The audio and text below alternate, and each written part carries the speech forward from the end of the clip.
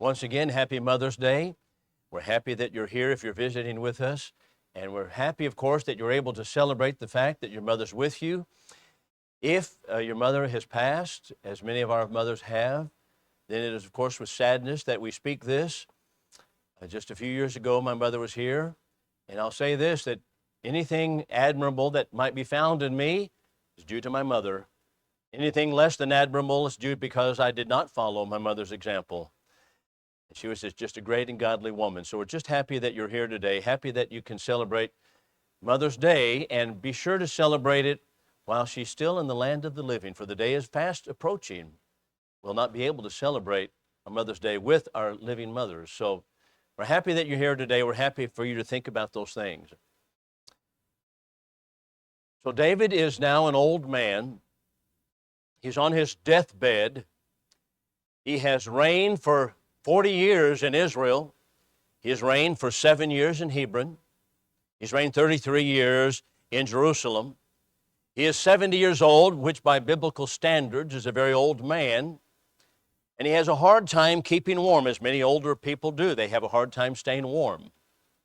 His staff, therefore, hires a young, beautiful woman from the village of Shunem to come and lay in bed with him and warm him. Her name is Abishag. She, however, of course, has no relations with him physically. She's simply there as a nurse to him, warming him up. David, of course, has reigned successfully. He has many heartaches in his life. And so we want to enter into his bedchamber for just a moment with his son Solomon and listen to David's charge to Solomon as he gives it in 1 Kings chapter 2, beginning in verse 1. He tells us here that, and tells Solomon, I'm going the way of all of the earth. And he says, I want you to show yourself to be a man, to be faithful to God, and not only that, but to walk in his ways and his statutes and in his ordinances all your days. And if you do that, and if your sons will do that, then we will not lack a man to be upon the throne of Israel. Be strong and show yourself to be a man. That's one of the interesting commands of the Bible. Be strong and show yourself to be a man. That means unwavering, standing foursquare for truth, not compromising with error, recognizing that there are many difficulties in life and challenges that we face, but stand for truth, stand faithfully with God, and God will continue to bless you. There is a New Testament counterpart to that command, interestingly enough, in 2 Corinthians, or rather 1 Corinthians, chapter 16 and verse 13. 1 Corinthians chapter 16 and verse 13. Paul, finishing up the letter to the Corinthians, says, be watchful, stand firm in the faith, and act like men, and be strong. Unusual wording, isn't it?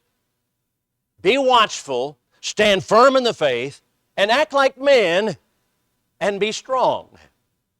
Be watchful, that is. Don't be taken in by everybody's doctrine. Don't be fooled by the many false errors that are floating around the world. Be careful about what you learn and what you read. Be careful about what you believe and how you're going to guide your life. Be watchful. Stand firm in the faith, that is, stand firmly where you are. There are many places of opposition and many people who oppose us and cause people to become wavering in the faith. Don't be wavering, hot and cold, on again, off again. Be strong, stand firm in the faith, and then this statement, act like men. That is spoken to the entire congregation, men and women. Act like men. Do you know there is no corresponding statement in the Greek language, at least in the Koine Greek of the New Testament, that says act like a woman?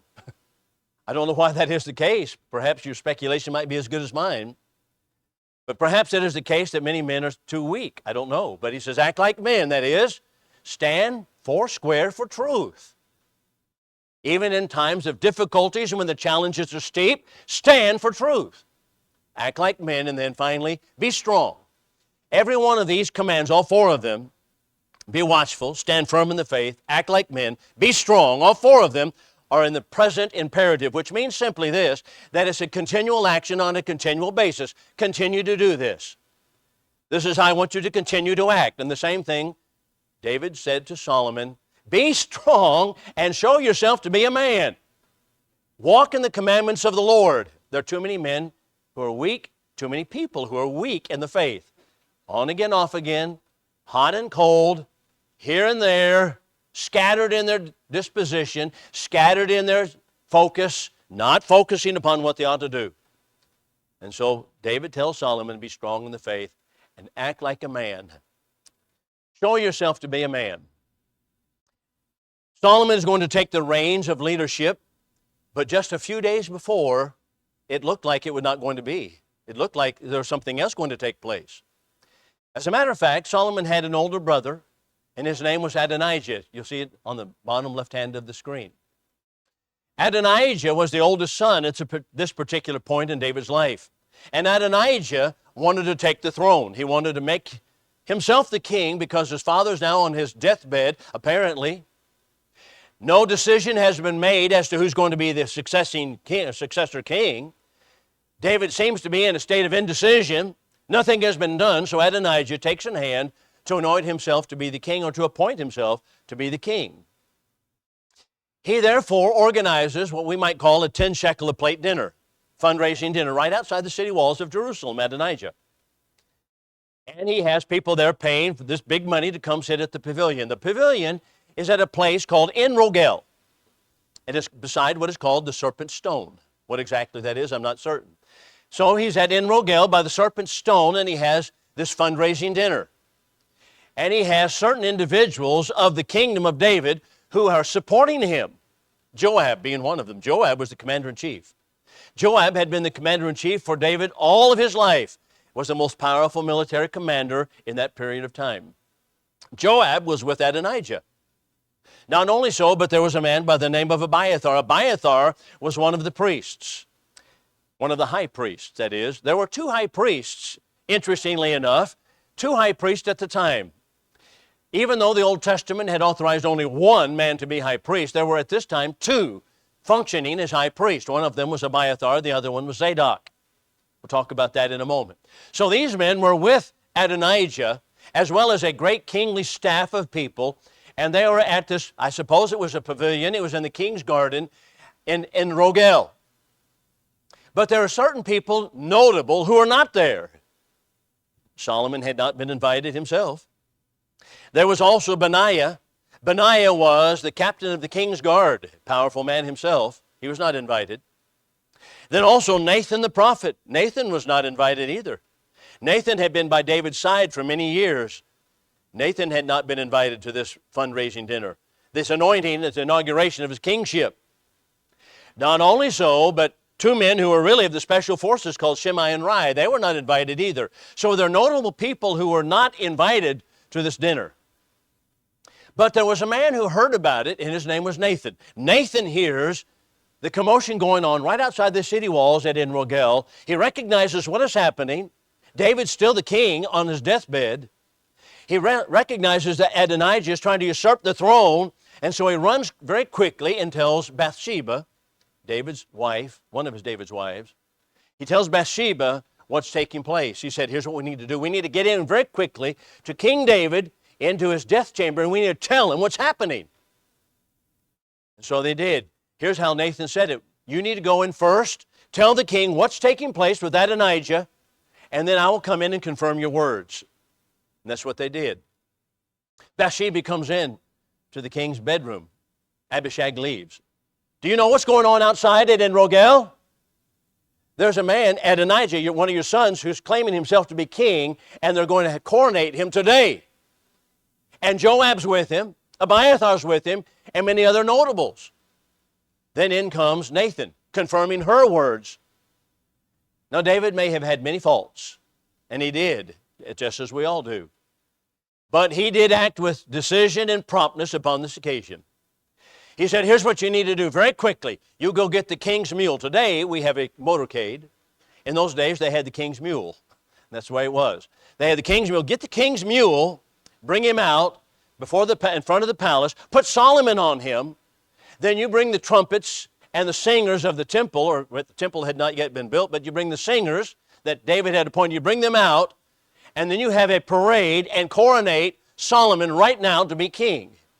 And that's what they did. So Nathan, Bathsheba, then you also have others such as Benaiah, the captain of the king's guard, all of the guardsmen coming out here, put Solomon on the mule and start riding down the street. The crowd gathered, and they began with loud acclamations. Solomon would be the king, and long live the king. And the trumpets were blasting. Outside the city walls, at En Rogel, at the 10 shekel a plate dinner, Joab, he was an experienced soldier.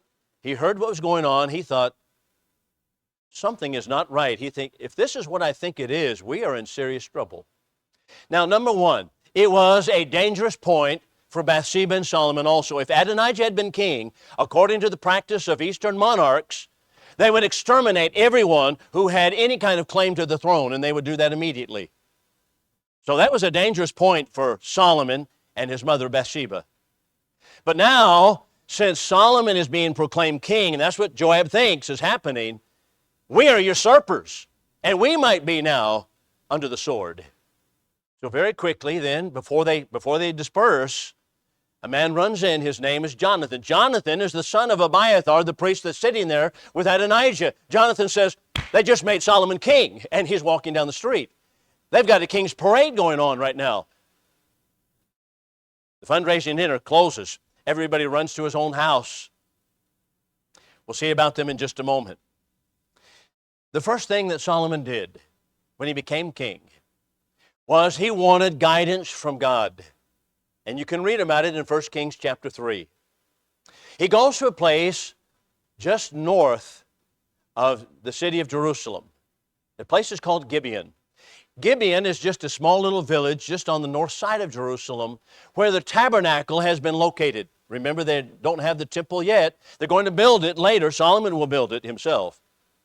Solomon goes to Gibeon and there has a great inaugural dinner. He has a great inaugural sacrifice. He offers 1,000 animals on a sacrificial altar. That's the way kings did in those days.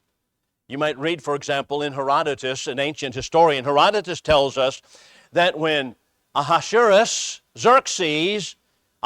in the Bible, when Xerxes became king, he went to Troy. Troy was the ancient city of Troas. It's also called Troy, where the city walls were. They had a great famous battle there. He went to Troy, he offered 1,000 bulls as a sacrificial altar, a sacrifice to the gods.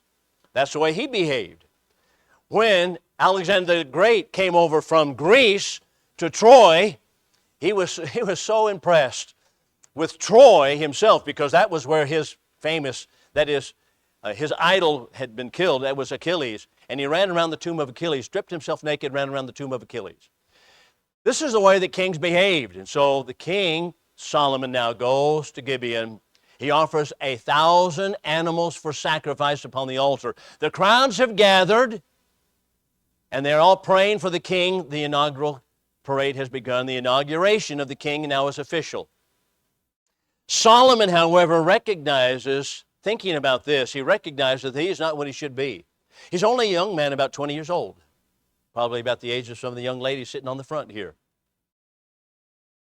He's only about 20 years old, and he does not know yet how to guide the people. As a matter of fact, Solomon's great glory, that's how we have it on the screen, his great glory, Solomon in all of his glory, his wealth, his riches, his fame, and his military power, and the extent of his kingdom is not due to himself, but it was due to God alone. At this point, however, he's just a stripling young king, and he doesn't know how to guide the people. And so he goes to Gibeon and offers these sacrifices in front of all the crowds, the vast assembly that has gathered. And when he does so, he lays down to sleep at night, and God says to him, "You ask what you will, and I will give it to you." So Solomon made a prayer to God, and here generally is the prayer. First of all, it was a prayer of thanksgiving. He thanked God for bringing him to this place that he was now king. That's number one. It was a prayer not only of thanksgiving, but also as a prayer in which he recognized his own weakness, his own confession. It was his confession that he is weak. He even said, I'm just a babe. I don't know how to guide this people. And then finally he made his petition. God had said, ask what you will and I will give it you. And here's Solomon's petition. I wish that God would give me, that you will give me wisdom that I might guide this people. Give me a discerning heart that I may know how to make decisions and guide the people. God said, because you have been so faithful and you have not asked for yourself riches, you have not asked for yourself vengeance upon your enemies, but you have asked wisdom that you might guide this people, I'm going to give you not only wisdom, but I'll give you also wealth and glory. And Solomon became the wealthiest king in ancient history, the temple at that time standing as a monument to his wealth. But it was not because of his own prowess, it was not because of his own sagacity, it was because he was a man dependent upon God, and God gave him great wisdom. He'll need that wisdom because the first thing that he needed to do was exterminate, you see point number 3, or the removal of his adversaries. There were many people who were adverse to him. You know, Solomon, when he came to the kingdom, there were many troubles in the kingdom. The kingdom had been expanded, the borders thereof, by David, and he had territories all the way stretching to the Euphrates River, but they had not yet been consolidated into the kingdom. He had internal strife. That is, there were tribes at war with one another. You might reach back in history for a moment and remember that when Saul was king, he died at Mount Gilboa. His son Ishbosheth took the northern tribes. David was now proclaimed king by God, but he only ruled over Judah at the time. Because Ishbosheth took the northern tribes, there was a division in the kingdom already. Later, Sheba led a rebellion. The 10 northern tribes rebelling against the south. That was in David's own time. There was a division, internal division in the kingdom. Solomon wanted to know how to guide himself, his bark, through those difficult straits. So now, his wisdom came into play. Not only did he, according to 1 Kings chapter 3, give a great wise decision, which is noted for us regarding the 2 women. Remember the 2 women? Each of them had a child. One of them rolled over on hers at night, killed the baby. Both of them claimed the living child was theirs. They both came in before him. He said, here's what we're going to do. We'll split the baby, cut it in half, give each of you a half. The real mother said, no, please. No, don't kill the child. Don't kill the child. And he knew that was the real mother. But here's something even more important, and that is that we have Adonijah. Adonijah needs to be dealt with, but Adonijah had been treated mercifully by Solomon up to this point, but Adonijah made the mistake of his life. He goes to Bathsheba. He says to Bathsheba, Solomon's mom, go to your son Solomon and ask him if I can have Abishag to wife. Abishag, remember, was the bed warmer of David. She was technically part of the harem, even though technically she had had no relations with the king. Even though he said, I want Abishag to wife. Now, in Old Testament period of time, the claim to the harem was a claim to the throne. Bathsheba goes into Solomon. She said, I want to ask you a favor. He said, what is it, mother? What do you want me to do? Your brother, half-brother, Adonijah wants Abishag to wife. He said, why don't you just ask for the kingdom for him? Why don't you just ask for the kingdom? That's what it was. It was a claim to be king. Adonijah was put to death. The next person that had to be dealt with was Abiathar. Abiathar was called before David. Abiathar had served as a priest, a high priest, called before Solomon, rather. Abiathar had served as a high priest before David for many, many years faithfully. But if you recall back all the way to 1 Samuel chapter 2, you'll remember that there was a priest that was there by the name of Eli. Eli was a father and a priest, but he could not control his own sons, Hophni and Phinehas. They slept with the women who came to the tabernacle. And because of that, matter of fact, he did try to remonstrate with them, but that was all he did. They were already grown men, 30 years old and older, and he simply remonstrated with them, said, why do you do this, my boys? What is that? Nothing. Because of that, God said, you're going to lose the priesthood. As a matter of fact, the line of Ithamar is not going to be the priest any longer. It will change over to the line of Eleazar. And now that time has come. Abiathar from the line of Eli, from the line of Ithamar, brought in before Solomon, says, you're out. Zadok is the priest from the line of Eleazar. Abiathar goes to his house. There's another man who sees the handwriting on the wall. I asked a class recently, so where does that phrase come from, handwriting on the wall? I don't know. It comes from the Bible. It comes from the book of Daniel, the handwriting on the wall. Joab, the commander-in-chief, sees the handwriting on the wall. Before David had died, he told Solomon explicitly, you'll need to deal with two people specifically. Number one, you'll need to deal with Joab. Joab was David's nephew. Joab was the commander-in-chief of the army, the most powerful military figure in all of Israel, but you'll need to deal with Joab. Why? Because Joab had committed murder. Number one, he had killed Abner. He killed Abner, as the book of 1 Samuel opens up. He murdered him in cold blood because Abner had been a commander-in-chief for Ishbosheth and earlier for King Saul. Joab would have none of it. Joab thrust him through with his sword. Later, he killed another man by the name of Amasa. Amasa had led the army for Absalom. Absalom, remember, been taken out of the way. Not only that, but he murdered him, and he also killed Absalom. David had said, when they went to the army to fight against Absalom, please be merciful to my son Absalom. His long hair got caught in the tree, hanging there in the tree, and they came and told Joab, said, he's hanging in the tree over here. He went over there. They said, well, the king said, don't harm him. Please don't harm him. Joab takes 30 arrows, put them in his heart right now. Cut him down from the tree, buried him in a shallow grave. That was Joab. David now, why did David never take care of that during his life? I don't know. But he tells Solomon before he dies, you'll have to deal with Joab because he has murdered men in cold blood, specifically Abner and Amasa. So now the handwriting's on the wall. Joab sees what's taking place. Solomon's wisdom exercising itself. He runs to the tabernacle, which is in Gibeon, hangs onto the altar. Now the altar had a great big stone altar, probably about twice as big as this communion table here, and it had horns on the altar. That is, these projections on every corner. And somehow they thought that was a asylum, so he hangs onto the corners of the altar. So Benaiah, captain of the guard for Solomon, says, go kill him. He comes over here, he's hanging on the horns of the altar. He comes back to Solomon and says, well, he's hanging on the altar. I can't kill him there. Solomon says, drag him off. Pull him off, kill him. And he does so. But there's another man that needs to be taken care of. That man's name is Shimei. Shimei was of the house of Saul, who lived just outside the city walls of Jerusalem.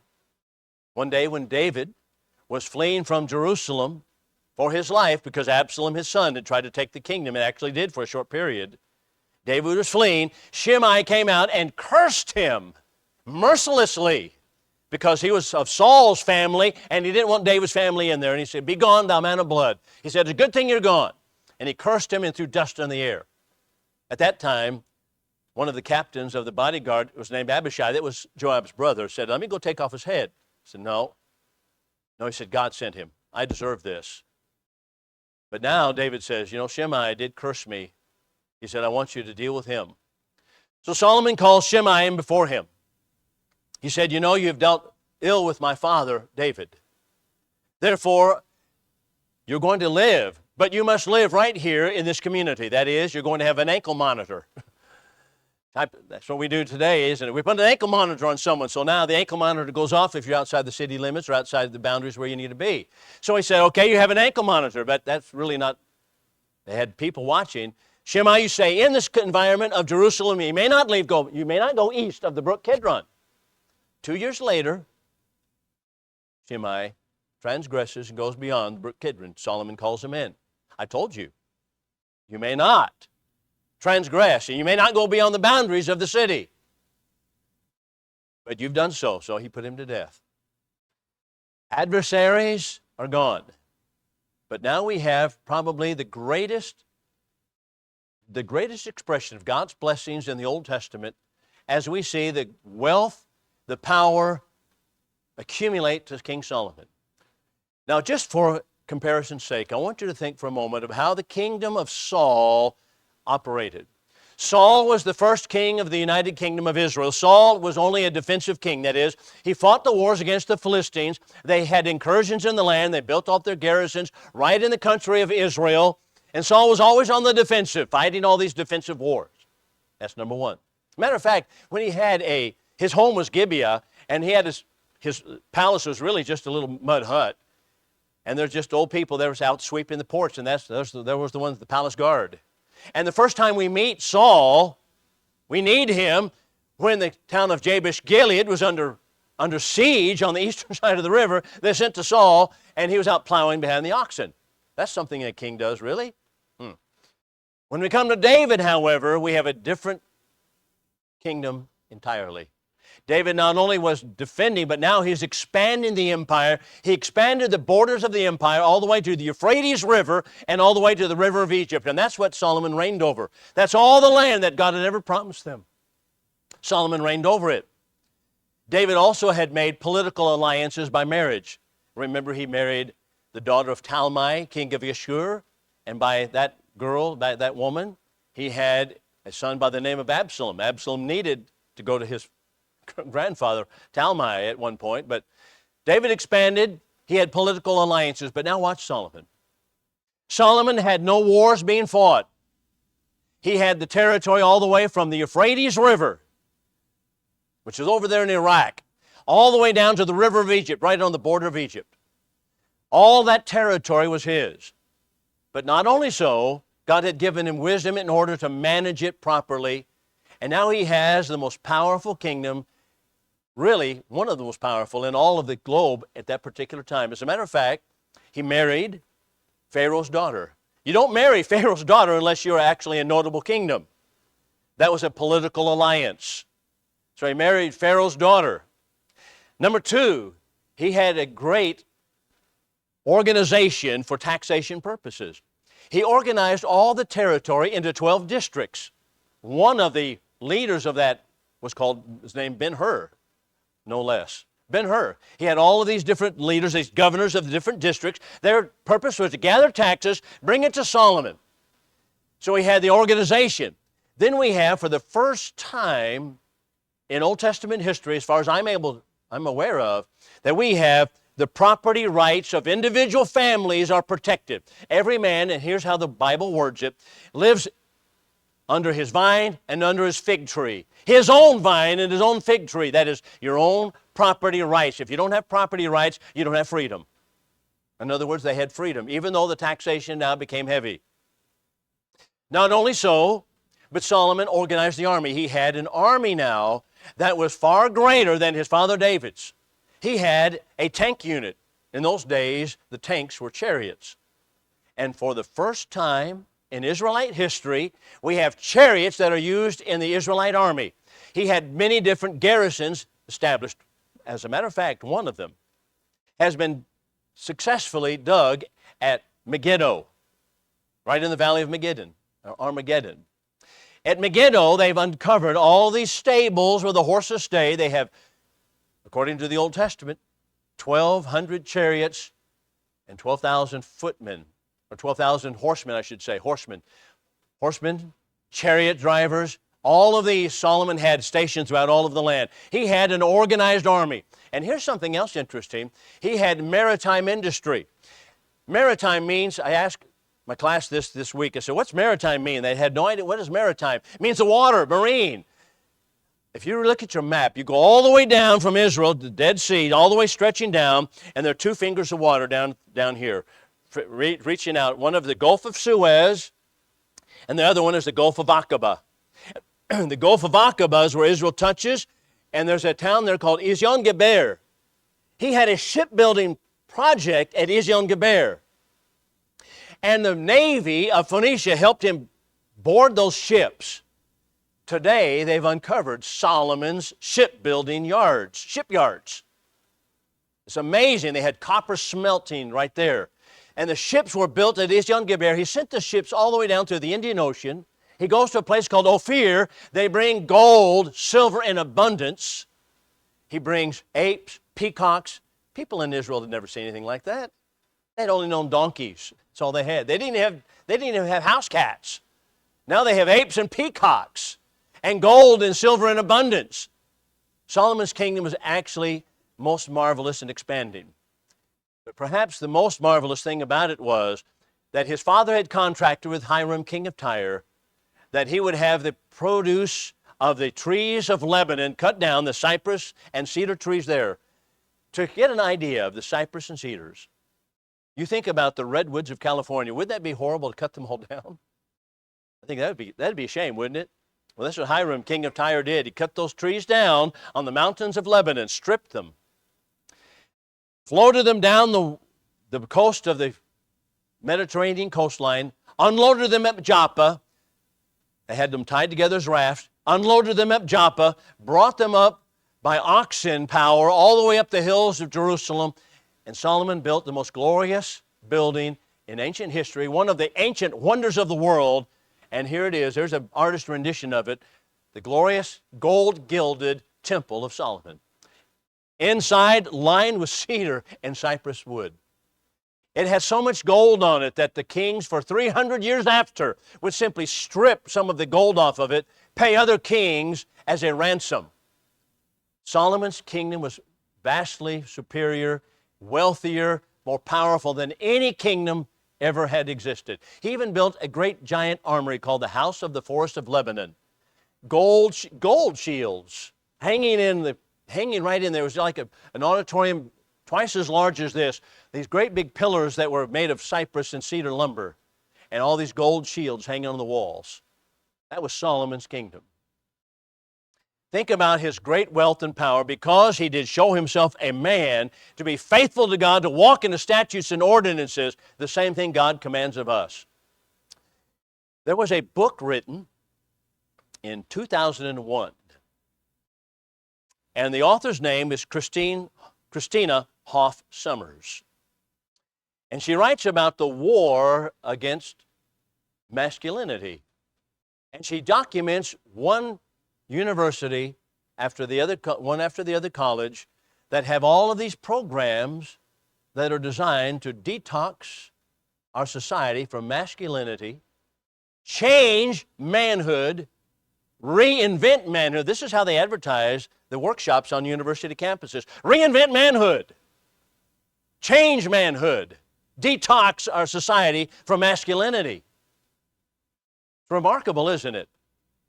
And they proudly spoke about how they would come together and they laugh and cry, and they wanted to make a metro man. They didn't want anyone to show themselves to be a man. That is the very opposite of what the Bible teaches. But manhood is keeping the law of God faithfully, not wavering, walking steadfastly, just as David told Solomon to do. Be strong and show yourself a man and keep the law of God. And that is so difficult for people today. That is the true manhood of Solomon's day. That's the true manhood today. You might say, well, that is an unusual lesson for a Mother's Day. It is, isn't it? But you know what women really need in the church? You know what mothers really want? They want men to be men and be leaders as they should. I have been in the church all of my life. And I'm going to tell you, the backbone of the church, and I'm thankful for it, has been godly women. The godly women. Because the men have been absentee. The men have been AWOL. They're not what they should be. They're not taking leadership. The men is what David now advises Solomon to be, a man. And so Paul does too. So he tells us, be watchful, steadfast in the faith. The King James puts it this way, quit you like men, that is, act like a man and be faithful to God. Don't be wavering. Don't be hot and cold, on again, off again, but be exactly what God wants us to be. That's what women really need. That's what mothers in Israel, the daughters of Israel here, they want sons and husbands and fathers to lead, spiritually speaking. If you've not been what you should be, now's a chance to make it right. We'll sing a song of invitation. As we sing, you can come to the front. We will assist you in any way that we can. While we stand and sing, come now.